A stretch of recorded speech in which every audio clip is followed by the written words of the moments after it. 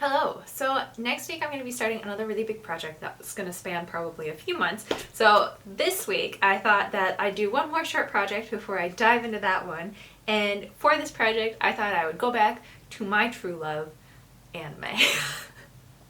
So for this week I'm going to be making a Maid costume from the very, very popular anime Fate. It's one of my favorites. I've never cosplayed Saber before, so I'm excited to do that. I don't think I've ever actually cosplayed anything from Fate before, so extra excited to do that. But because I'm also on kind of a historical costuming kick, I thought I would do one of her maid outfits that is more Victorian maid inspired. So this will be kind of like anime with a Victorian maid influence, or I guess Victorian maid with an anime influence instead, really, since Victorian maids came before anime, right? Right. So Victorian maid, but let's do it anime.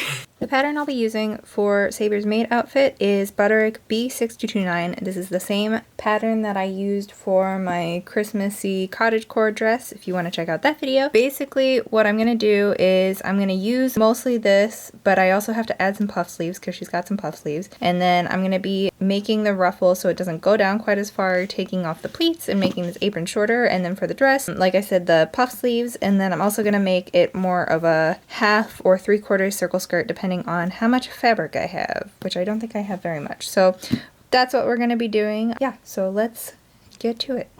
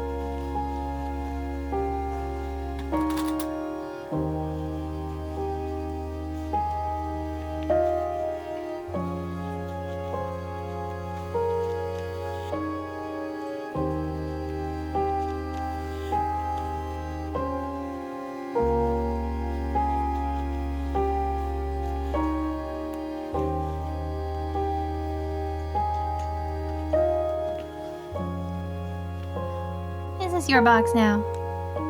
Is this where you live?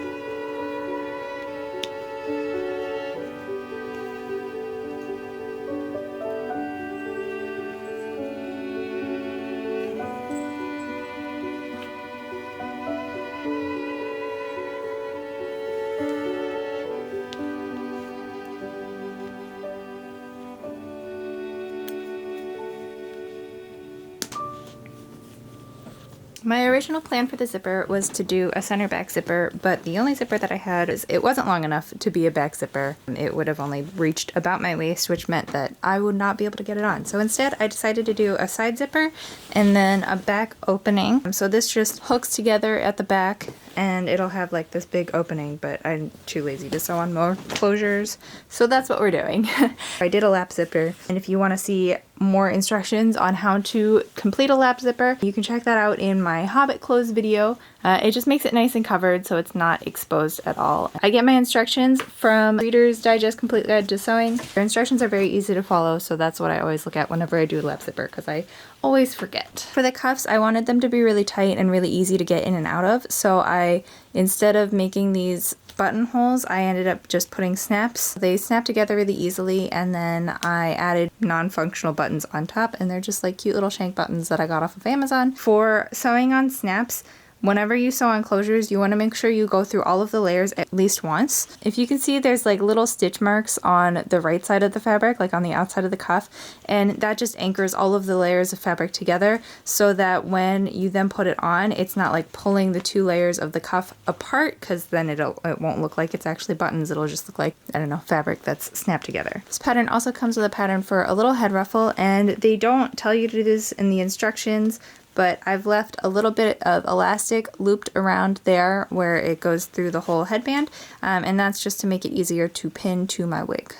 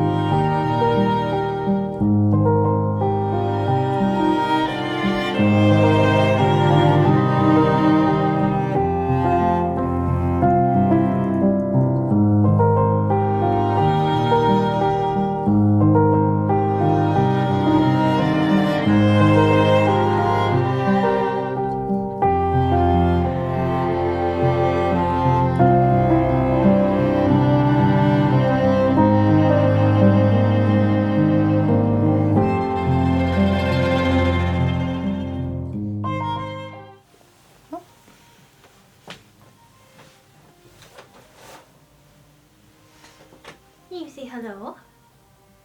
No, you can't say hello? Okay, you go down. Gotta admit, blonde is not really my favorite color on me, but hopefully it looked okay enough for this cosplay.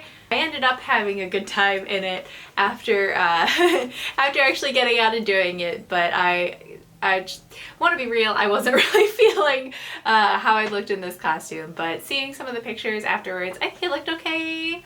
Hopefully it still looks okay when I look at it after this. But I hope you guys enjoyed this video. I had a lot of fun making it. The sewing part all went very smoothly. I used the pattern, let's see, I deviated from it a lot actually. Okay, so the apron, I used it pretty much exactly how it is. The only thing that I changed is that I shortened the apron and I took out the pleats and I made it so the ruffles go a little bit higher. Yeah, that was pretty much it, but the instructions I followed almost exactly as written, so that you guys should be able to just follow and do this how it is. For the dress, I made quite a few changes. Pretty much just used the bodice pattern and like the base of the sleeve pattern. If you guys can see that. I added a puff sleeve to the top. I changed the cuffs. I used a half circle skirt instead of the skirt that came with the pattern, and I also changed the closures. I think the pattern originally closes in the front with buttons, but I made it so that it closes on the side with a zipper, and then also in the back with like just a hook closure. This was exactly what came with the pattern, so you know, no changes there. Also for the design, it's not really one Saber design, it's kind of a moosh up of like a couple of her long skirt Saber design or Maid designs. So Saber has a ton of Maid outfits. Fate loves maids.